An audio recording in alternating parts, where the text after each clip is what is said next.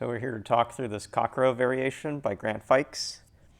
It's got a few different places to start, and a lot really begin from identifying where some of these blocks are. There are some unusual clues, like a 4 in 4 cells is crazy. A 4 can only take 2 cells, so there have to be two 2x2 blocks like this. A 3 in 3 cells is too big, and there's only one space a 2x2 can go. There's going to be some block with this 4 clue, and there's going to be some block with this 4 clue, and this will probably be where I start actually starting the puzzle, just because I see an opportunity to use intersecting clues in a key way. A 19 is a pretty large sum for 3 cells, particularly if this digit were part of a 1. It would leave behind 18, which is too large. 9 and 8, which is 17, is the largest possible. And so there's a space where this cell is a 3. The remaining digits are 9 and 7. Each of these have to be single cells, so the actual big 2x2 for this group is here, which is a 1. 9 with 5 or 7 with 7 leaves behind just one option, which is the 9 with a 5 to not repeat a digit. This column now has a total sum of 24 remaining, which is 9, 8, and 7. So there's a 7 here, which leaves a 1. It's a 9, 8 pair. This 1 is going to force this big cell to be a 3 and this big cell to be a 1. That makes this big cell be a 2. Again, 3 is 1 and 2. And there was already a 1 here, so we're just using a 1 eliminated from a 3, 1 and a 1 eliminating from a 1, 2 to get that column set. This 3 forces a 7 in the single spot. 16 is 9 and 7. This could be 1 and 2, or this could be a big 3, but it's got to work with this clue, which has 10 more to go, and so it's going to have singletons there. This is going to have singletons.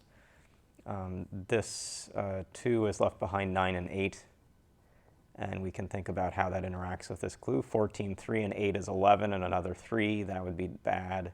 3 and 9 is 12. A 2 would be okay. So these digits get forced through the sums. The 2 interacts with this 1, 2 to give this. We do have to think about how to get a valid entry for this 7. It's going to have single values for it, and it can't be 1 and 6 because they're both taken here. It can't be 2 and 5 because 2s are in each of the rows, so this is 3, 4 in some order. And let's think some of the same logic here with what's left over. There is a total of 10 to do, and 1 and 9 can't work because there's a 9 in the column. 3 and 7 can't work because there's a 7 in the column. 2 and 8 no longer can work because of this, and so the only set that could work is a 4 plus 6 in some order. This 6 forces one of those cells, and so 6, 4, 4, 3. Some good Kakuro logic eliminating in both directions to force a fixed sum here. Coming back over to this part of the puzzle, this 1 is going to interact with this cell that's part of a 3 clue, and this is going to be a 3, whether it's big or small.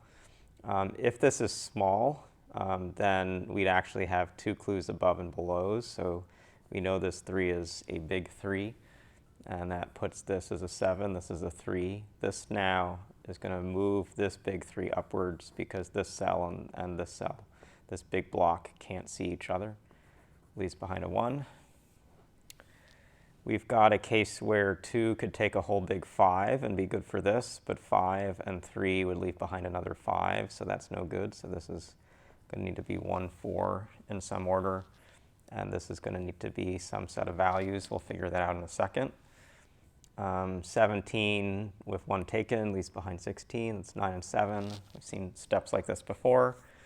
This 6 now has to be just 1, 2, 3 coming across with some set of values. We'll figure those out.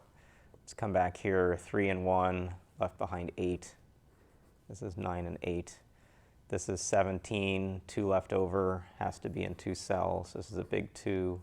This leaves behind 16 in 2 cells. 9 and 7. 7 with 14 would be 7 with 7, no good. So 9, 5, 7 is here. 9 and 7 propagate down. We're going to put in a value here that works with the remaining sum. A 1 gives a 5, a 2 gives a 4, and a 3 gives a 3. So the 3 is no good, the 1's no good, because you'd either double the 3 or you put 2 5s here. So this is a 4, this is a 2, and I have 1, 3 left over. This 4 could have been a big 4, but there's already this digit here, so it's now got to be 1 with 3. We do have to think about how we complete this space, and the 9 could be in a single group, taking a 6 here, but then this would be a 9 with 9 more over 18, so these are single values that sum up. Then the question is this a big group?